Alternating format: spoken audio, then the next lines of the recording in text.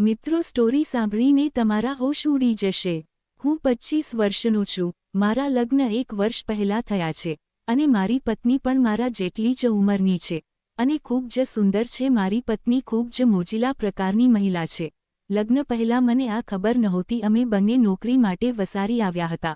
હું નોકરી કરતો હતો અને મારી પત્ની ઘરકામ કરતી હતી।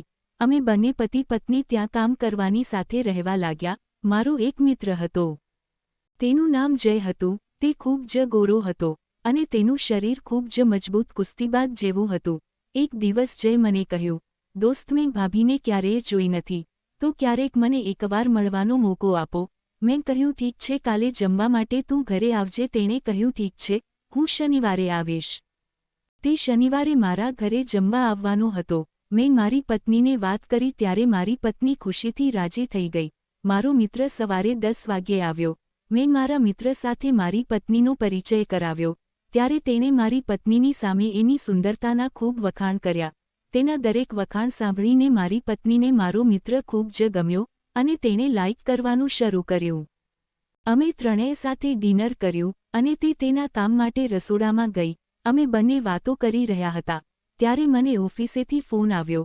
મારે મારા કોમ્પ્યુટર પર કોઈ અગત્યના કામ માટે જવાનું થયું અને મારી ઓનલાઈન મીટિંગ હતી જે 2 કલાક સુધી ચાલવાની હતી।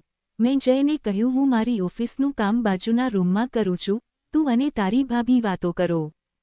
હું બાજુના રૂમમાં આવ્યો અને મારું કામ કરવા લાગ્યો। થોડા સમય પછી મારી મીટિંગ સમાપ્ત થઈ ગઈ અને પછી મને લાગ્યું, જય કંટાળો તો નથી ગયો ને? લાવને જઈને જોઈ લઉં।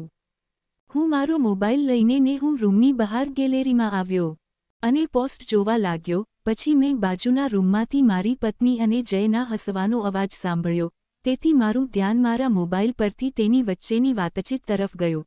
હું તેના શબ્દો સાંભળવા રૂમની બહાર બારી પાસે સંતાઈને ઊભો રહ્યો। હવે ત્યાંથી બધું દેખાતું અને સંભળાતું હતું। બંને વચ્ચે મસ્તીની વાતો ચાલી રહી હતી। મારી પત્ની જયને કહ્યું, જય, તે હજી લગ્ન કેમ નથી કર્યા? જયે કહ્યું, મને તમારા જેવી છોકરી નથી મળવી। તે બોલી, અરે, તમને મારા જેવી સુંદર છોકરી મળશે, પણ તમને મારા જેવી જ કેમ જોઈએ છે? જય કહેવા લાગ્યો, ભાભી, તમે એટલા સુંદર છો કે હું તમારા પ્રેમમાં પડી ગયો છું। તે શરમાઈને બોલી, ઓહો, ખરેખર? જય મોકો જોઈને ચોકો માર્યો। તે બોલી, પ્લીઝ મને કહો કે તમને મારામાં શું ગમ્યું? જય કહેવા લાગ્યો, તમારો બાંધો બહુ સરસ છે। તે બોલી, તમને મારા બાંધામાં સૌથી વધુ શું ગમ્યું? ત્યારે જયે કહ્યું, ભાભી, હું તમને ચોખ્ખું કહી દઉં। તે બોલી, હા, ચોખ્ખું કહી દઉં, મારે બધું સાંભળવું છે। મારી પત્નીએ બધું સાંભળવા માટે થોડો ભાર મૂક્યો, જેથી મારો મિત્ર સમજી ગયો કે તે શેના વિશે વાત કરવા માંગે છે। તેણે ખુલ્લેઆમ કહ્યું, ભાભીજી, તમેને જોયા પછી મારું મન ઉત્સાહમાં પડી ગયું।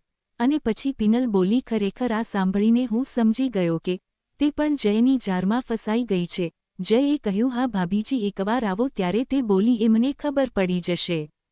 જયે કહ્યું, તેને કાંઈ ખબર નહીં પડે, તું મારી પાસે આવ। તે હસવા લાગી અને બોલી, હા, તેને મીટિંગમાં 2 કલાક લાગશે।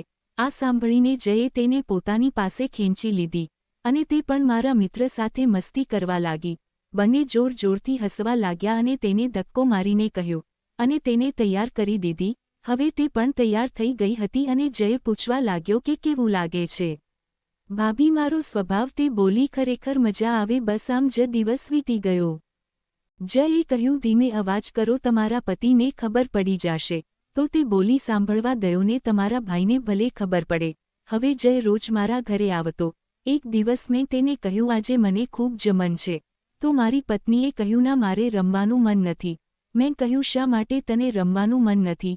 મારી પત્નીએ સ્પષ્ટ કહ્યું, તમારો સ્વભાવ મને નથી પસંદ। એટલે તે મારી સામે જોઈને ચૂપ થઈ ગઈ। મેં કહ્યું, જય પાસે તો તને ગમે છે ને? એટલે તેણે પણ કહ્યું, હા, તેનું દિલ સારું છે, તેનાથી મજા આવે છે।